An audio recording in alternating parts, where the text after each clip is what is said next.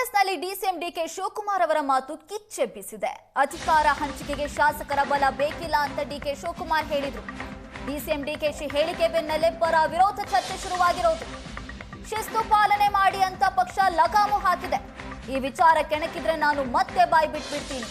ರಾಮನಗರದಲ್ಲಿ ಶಾಸಕ ಇಕ್ಬಾಲ್ ಹುಸೇನ್ ಹೇಳಿಕೆ ಕೊಟ್ಟಿದ್ದಾರೆ. ಡಿಕೆ ಶಿವಕುಮಾರ್ ಡಿಸಿಎಂ ಆಗಿದ್ದಾರೆ, ನಮ್ಗೆ ಸಿಎಂ ಆದಂಗೆ. ಈಗಾಗಲೇ ನಾನು ಮಾತಾಡಿ ರಾಷ್ಟ್ರ ಮಟ್ಟದಲ್ಲಿ ಸುದ್ದಿ ಆಗಿದೆ. ನೀವು ನನಗೆ ಬಿಪಿ ಶುಗರ್ ಏರಿಸ್ತಾ ಇದ್ದೀರಿ ಅಂತ ಇಕ್ಬಾಲ್ ಹುಸೇನ್ ಹೇಳಿರೋದು.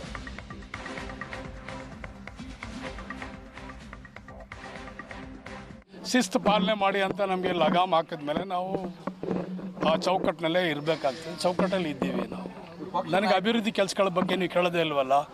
ರಾಮನಗರ ಏನು ಅಭಿವೃದ್ಧಿ ಮಾಡ್ತಾ ಇದ್ದೀರಿ, ಎಷ್ಟು ನೀವು ಹಣ ತಂದಿದ್ದೀರಿ, ಎಷ್ಟು ಅನುದಾನ ತಂದಿರಿ, ಏನೇನು ಮಾಡ್ತಾ ಇದ್ದೀರಿ, ಏನು ಎತ್ತ ಅಂತ ಕೇಳಲ್ರಿ. ನೀವೆಲ್ಲರೂ ನಮಗೇನು ಮಾಡ್ತೀರಿ, ನೀವು ಟೆಂಪ್ರೇಚರ್ ಏರಿಸ್ತೀರಿ, ಬಿ ಪಿ ಏರಿಸ್ತೀರಿ, ಶುಗರ್ ಏರಿಸ್ತೀರಿ. ನಮಗೆಲ್ಲರಿಗೂ ನಾವು ಬಾಯ್ ಬಿಟ್ಬಿಡ್ತೀವಿ.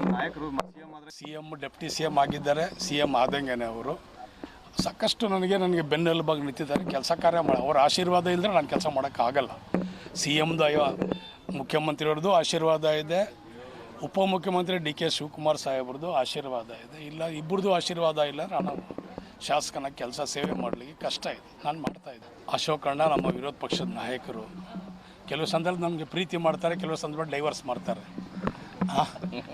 ಕೆಲವು ಸಂದರ್ಭದಲ್ಲಿ ಪಾಪ ಅವ್ರಿಗೆ ಬೇಕಾದಾಗ ನಮಗೆ ಪ್ರೀತಿ ಮಾಡ್ತಾರೆ, ಇನ್ನು ಬಾಕಿ ಸಂದರ್ಭದಲ್ಲೂ ನಮಗೆ ಡೈವರ್ಸ್ ಲೆಟರ್ ಕಳಿಸ್ತಾನೆ ಇರ್ತಾರೆ. ಯಾಕೆ ಅವ್ರ ವಿಷಯ ನಾನು ಮಾತಾಡೋದು?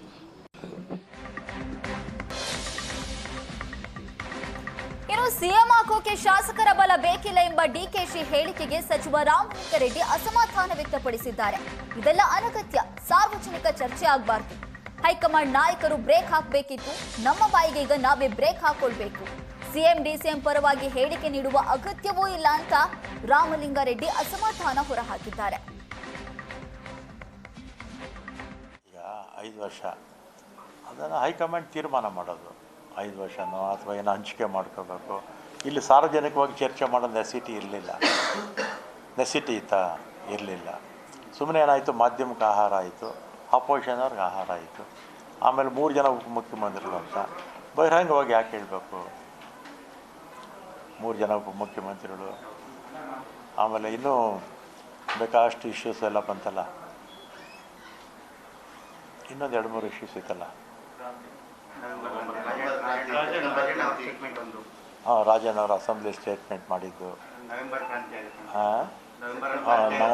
ನವೆಂಬರ್ ಕ್ರಾಂತಿ ಆಗುತ್ತೆ. ಈ ಥರ ಮಾತಾಡಿ ಈಗಲೂ ಅಷ್ಟೇ ಹೈಕಮಾಂಡ್ ತೀರ್ಮಾನ ಮಾಡ್ತಾರೆ ಅನ್ನೋದು, ಇಲ್ಲ ಇವರೇ ನಂಬರ್ಸು ಇರಬೇಕು ಅಂತ ಹೇಳೋದು, ಈ ಥರ ಎಲ್ಲರೂ ಮಾತಾಡಿ ಪಕ್ಷ ಡ್ಯಾಮೇಜ್ ಆಗುತ್ತೆ. ರಾಮನಗರ MLA, ಆಮೇಲೆ ಚನ್ನಗಿರಿ MLA, ಕುಣಿಗಲ್ MLA, ಈ ಥರ CM ಪರವಾಗಿ ಅವ್ರ ಮಗನೂ ಅವರು ಮಾಡ್ತಾರೆ. ಇನ್ನೂ ಒಂದಷ್ಟು ಜನ ಮಾತಾಡಿದ್ದಾರೆ. ಆಮೇಲೆ ಇದು ಅಷ್ಟೇ, ಯಾವುದು ನಮ್ಮ ದೇಶಪಾಂಡೆಯವರು ಹಾಕಬೇಕಿತ್ತು. ಆಮೇಲೆ ನಾವೇ ಬ್ರೇಕ್ ಹಾಕ್ಕೋಬೇಕಾಗಿತ್ತು ನಮ್ಮ ಬಾಯಿಗೆ. ಈಗ ಯಾರ್ಯಾರು ಮಾತಾಡಿದಾರಲ್ಲ, ನಾನು ಏನಾದರೂ ಎಲ್ಲನೂ ಮಧ್ಯದಲ್ಲಿ ಮಾತಾಡಿದರೆ, ನಾವೇ ನಮ್ಮ ಬಾಯಿಗೆ ನಾವು ಬ್ರೇಕ್ ಹಾಕ್ಕೊಂಡಿದ್ರೆ ಈ ಮಾಧ್ಯಮಕ್ಕೂ ಆಹಾರ ಆಗ್ತಿರಲಿಲ್ಲ, ಅಪೋಸಿಷನ್ನವ್ರಿಗೂ ಆಹಾರ ಆಗ್ತಿರಲಿಲ್ಲ.